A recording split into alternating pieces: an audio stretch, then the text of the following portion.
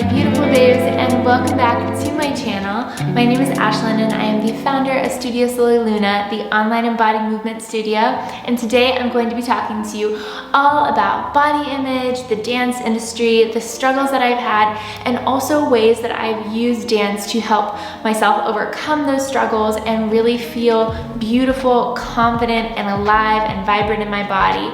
I want to start off by saying that this could trigger some people if you are in the midst of an eating disorder or you are healing from that, and talking about things and hearing about these things makes you anxious or feel like you're kind of falling back into that negative loop. I recommend not watching this video. We will be talking about things like disordered eating and negative things that people have said to me in the dance industry and orthorexia and things like that. So I really want to make sure that this is a safe conversation and that you leave it feeling uplifted versus feeling like it was a bad experience for you. I also want to let you guys know that my body image and self-love is something that is a constant daily practice. I don't feel like it's ever something that will be completely healed, because I feel like our society has it so ingrained into our minds that we have to be a certain size or to look a certain way, that we are always going to have triggers. But the important thing is that moving through those and really not letting it destroy our day or our week or our month, but let it just be a moment and then help to replace that thought with something that is positive and uplifting, or have these tools that you can use to get out of that negative mindset. So always a process. There's never a final destination when it comes to this stuff. And I just want to make sure that you guys know that going into this conversation. So as long as I can remember, I have had a struggle with body image. And this goes back to before I was a dancer. I remember saying things in the kitchen, things like, oh, my legs are so big, or I have such a big butt, or things like that that were negative towards my body, or saying things like I am fat. Now I have a few ideas of where this mentality came, and at this time I was maybe 10 to 12, so it was before that puberty years where I was really growing into my body. But to look back at those photos and see how thin I was is just really sad, and it's heartbreaking that I thought at that moment that I wasn't good enough.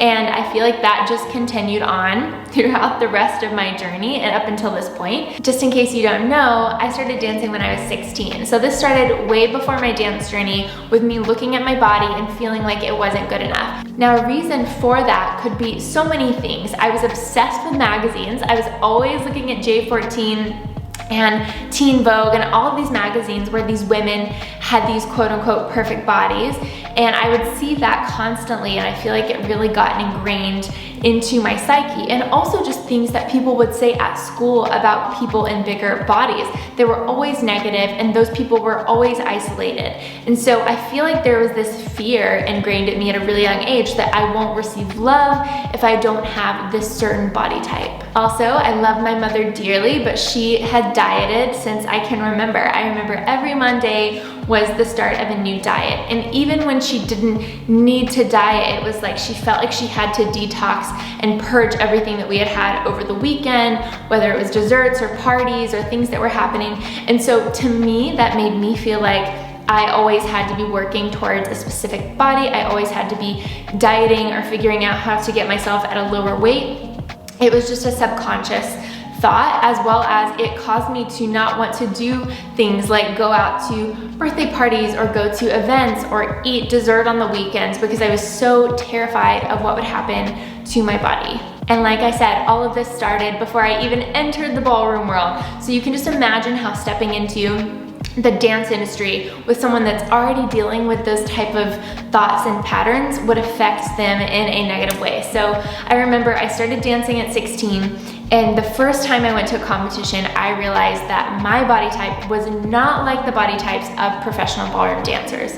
If you've ever been to a ballroom competition, these women are literally in the gym, the studio, 24/7. They don't have an ounce of fat on their bodies. They're sculpted, they are lean, and also probably a lot of them just have really good genetics. A lot of times we don't think about people that grow up in different places or have different families and backgrounds. There is a genetic aspect to size, to body shape, and to weight. that a lot of times we don't think about when we're comparing ourselves to other people. So I remember at my first big competition, when I walked out on the floor, how self-conscious I felt. I felt so big compared to everyone else, which is so wild and silly to say, but I was so mortified at how different I felt compared to the other people on the dance floor. And I was not big or overweight by any means. It doesn't matter if I was or if I wasn't, but the thing is, like, I have hips, I have thighs, I have a booty, and these were all genetically gifted to me by my mother and my grandmother and my great-grandmother. Like, our family has these like curvaceous bodies, and I love that, but it wasn't what the typical ballroom body was supposed to be. So if that wasn't bad enough, that I already started to see this and subconsciously think that I wasn't good enough, I was told by a dance partner at one point that I would never move like these women on the dance floor because I didn't have the body type for it. That instead of doing international Latin, I should stick with rhythm because I had bigger hips and bigger legs. Now, if you don't know ballroom, International Latin was my passion. It's what I loved. And you have International Latin and you have American Rhythm. Now, the international side is a bit more prestigious, it's a bit more technical, and most people want to compete in that category because it's the most elite. And then you have American Rhythm, which is all about like salsa and merengue, and it's really like more like social dancing versus like structure and prestigious dancing. So you have the two different opposing sides, and I really wanted to be in the Latin side, but I was told that my body type was more for the rhythm side. And that was heartbreaking to think that my body type was going to affect my dancing. I'm talking with my hands so much right now. I'm so passionate about this subject. And of course, the more that you start to hear those things, the more you start to believe them. So what did I do? I tried to control my weight. I tried to make myself smaller.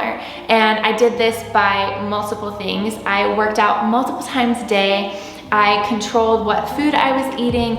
I counted calories on my phone. I wrote down every single meal that I was eating to make sure that I only ate a certain amount of times during the day. It honestly just breaks my heart to talk about all of this stuff. It just makes me so sad. I would weigh myself every single morning. I wouldn't go out to family events or parties or anything like that because I was afraid that I was going to be tempted to eat these things that would make me gain weight. I attempted all of the diet fads like the skinny teas and eating certain superfoods in place of meals. I would try to do just protein shakes, like everything. And this was all between age like 13 to 18 to 19. I was a baby and I was trying to control myself and to make myself smaller, and it's so devastating that how prevalent this is and that not many people talk about it, especially in styles such as ballet, where this is 10 times worse than the ballroom industry. I feel like the ballroom industry hides their toxicity really well, but the ballet industry, like, they don't even try to hide it. They just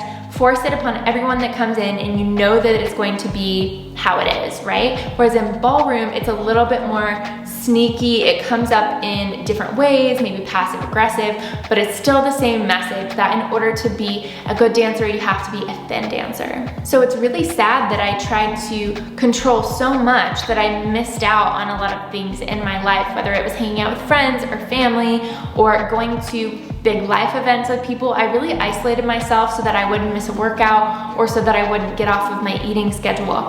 And honestly, I never lost weight. Like, I was always the same size, and I feel like the reason is because my stress levels were just through the roof, and this caused, like I said, so many injuries, but most importantly, my back injury and then later a knee injury that resulted because of the constant stress I was putting on my body. So you have all of these things that you try to do to control, and then all of a sudden when your life becomes out of control, you try to control more, because food is sometimes the one thing that you can control. So if your life is just falling apart, everything's going to shit, then you try to control your food. So when I was having problems with my family, or going through breakups, or going through narcissistic boyfriend issues, or dealing with never ever being good enough in the ballroom industry, you just control your food, you overwork out, and then you binge on things. So like late at night, I would get a sweet tooth and I would just dive into an entire pint of ice cream, or eat everything chocolate that was in my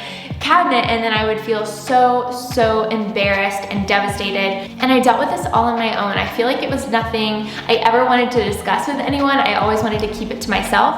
And that's one of the reasons why I'm making this video, because I feel like a lot of people don't realize all of the trauma that I went through with my body and just like hating myself for a really long time. And so many people go through this. I mean, this is why I also wanted to drive this point home about the dance industry. It's not just dance, like the dance industry, that causes people to have body dysmorphia and eating disorders and all that stuff. It is just the patriarchy, society in general.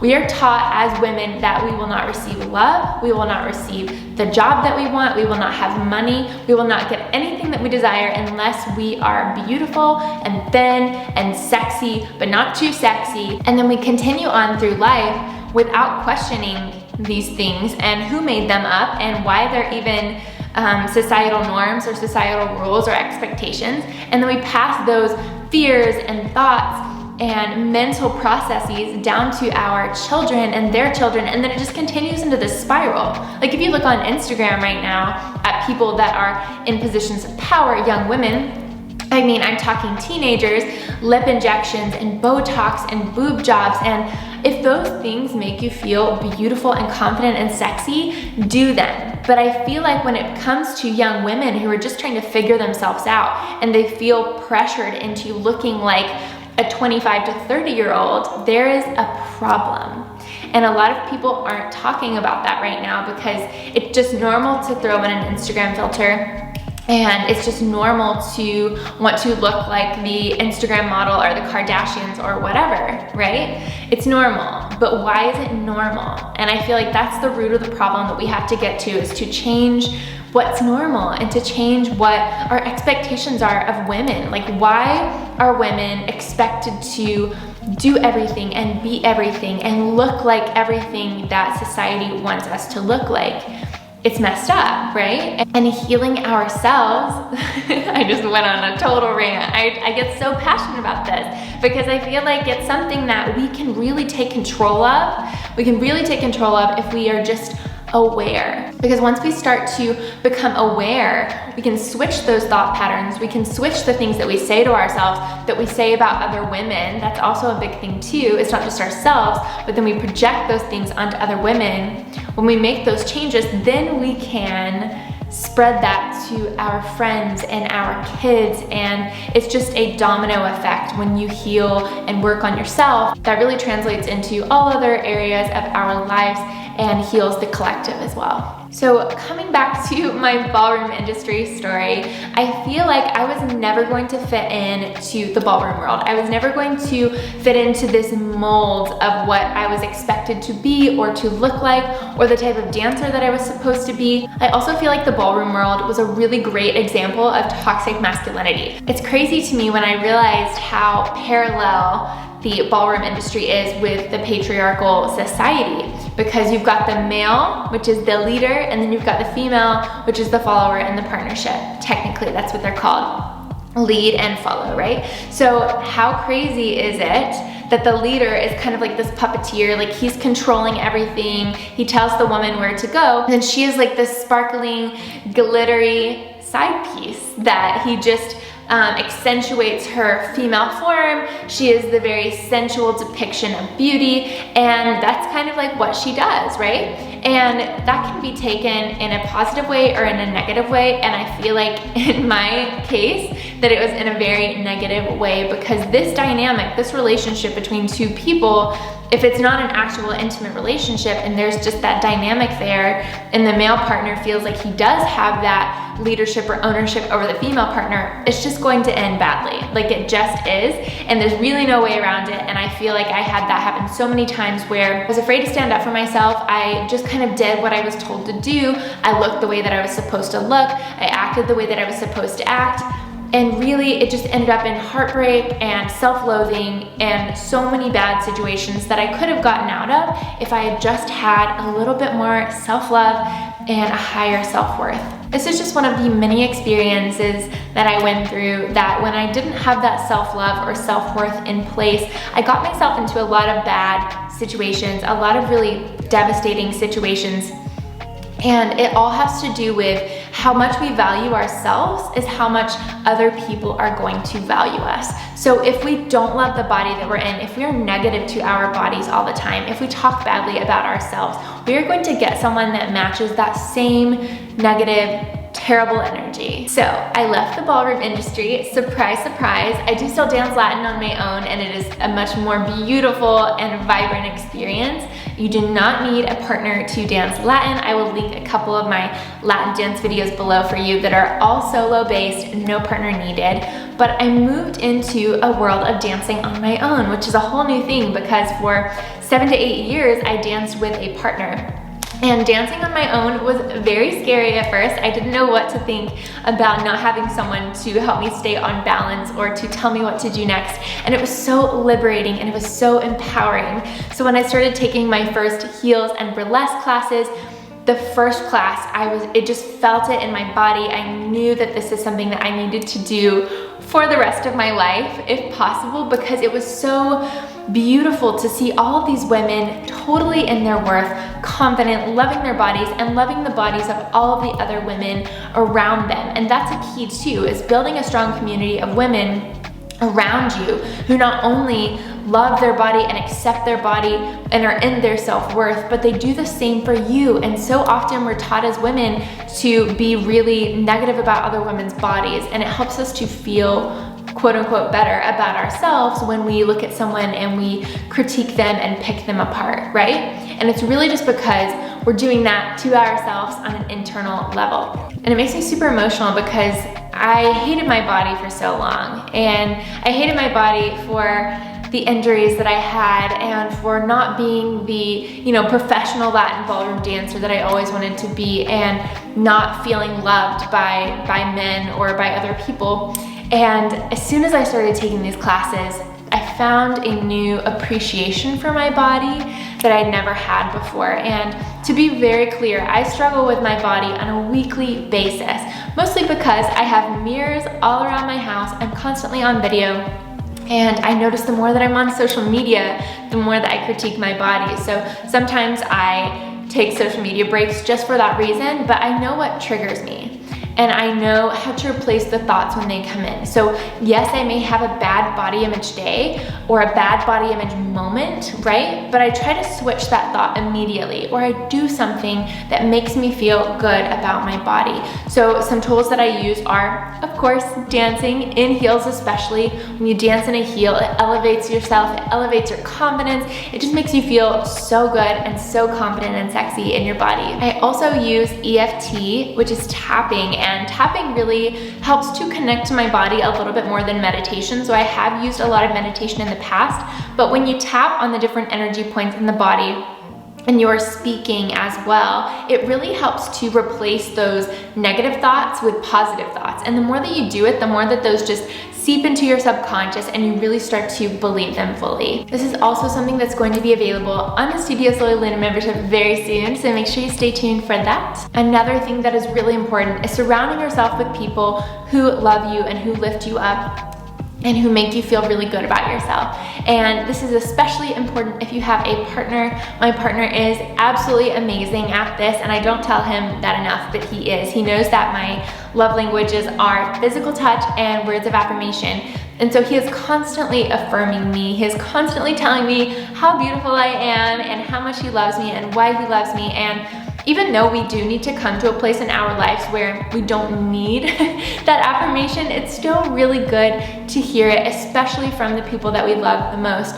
And it's also good to give that. So if you are receiving that a lot, make sure you give it in return as well. Another thing that I've changed that has been so major in my healing process through body image and food is allowing myself to have almost whatever I want. And I do this in a way that really supports my body on a health level. So let's say I'm feeling a little hungry after dinner and I want something sweet. We will grab some vegan ice cream, we will grab some Smart Sweets, or something that just satisfies my sweet tooth without it being something that's unhealthy or not good for my body. So that's the balance I try to have. I let myself have things that I love and that make me happy and that bring me joy, but I also know that they're not going to hurt my body in any way. I'm really careful about the ingredients that are in certain foods, and that's just to protect myself and to keep me feeling good and strong.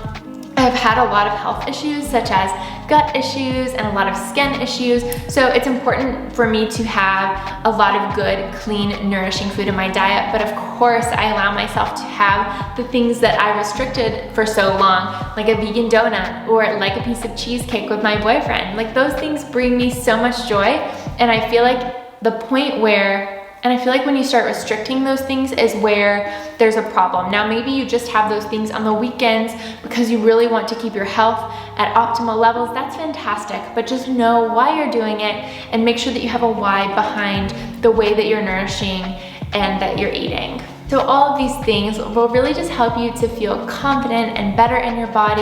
And then when you do have those moments of negativity and bad body image moments, which you will, because I feel like we all do, then you have a way to get out of them, and also you can just instantly try to change the narrative. So one thing that I do is if I have a bad body image moment, I immediately see the thought and I recognize it, and then I'm like, why am I feeling this way? And how can I change it right now so that it doesn't ruin the rest of my day? Because a lot of times what I'll do is I'll take that negative moment, if I allow it to just build up through the day, and I will transfer it to my partner, or I will have a bad energy about me for the rest of the day if I'm hanging out with a friend, or even if I'm just interacting with people out in public. Like that energy stays with you. So it's important to get rid of it as quickly as possible, and even if you have to turn on some music and throw a dance party, roll around on the floor, do some splits, like call a friend, whatever you have to do to get out of that moment. It's so important, and the more that you do it, the more that it will just become second nature, and you can get out of those moments as quickly as possible. So with all of that being said, as you can see, the dance industry and the world as a whole just have a lot of work to do when it comes to this stuff. But the most important thing that we can do is start to heal it within ourselves. And then the more that we do that, and the more that we openly talk about it and have these discussions, I feel like that's when true change is going to happen in the dance industry and then in the rest of the world and society as well. If you are struggling with this and you want someone to talk to, always feel free to reach out to me on Instagram. I am not a licensed therapist. I am not an expert on food or diet or anything like that, but I do have experience with this matter, and I've really moved through it in the best way that I know possible. So if you ever need anyone to talk to, always feel free to reach out to me at AshlynTori on Instagram, and just put some love in the comments. Like, let people know that you're there for them. Leave a kind word for somebody to see. It always makes my day when somebody comments something kind on my Instagram or my Facebook, because the negativity that we leave behind can really affect people. And the more that we can just spread positivity and good vibes throughout the world, I feel like it'll just make all of us feel a little bit better about ourselves. If you do want a more supportive and loving community around you to really lift you up and guide you on your dance journey, or just your journey to self-love and growth, definitely check out the Studio Soleil Luna membership below. I have a 7-day free trial going on right now that is perfect for you to just dive into the membership, dive into the community, and see how these styles of dance and building a community of women around you can really just help you to heal yourself from the inside out and build more confidence and more self-love than you could ever imagine. Thank you, babes, so much for watching this video. It truly means the world to me that you have sat here and listened to my story, and just know that I am sending you so much love your way. I know how hard all of this can be, but we're in this together, and if you ever need anyone, I am always here for you. Sending you so much love and good vibes your way, and I will see you in the next video. My plants. I need to water you.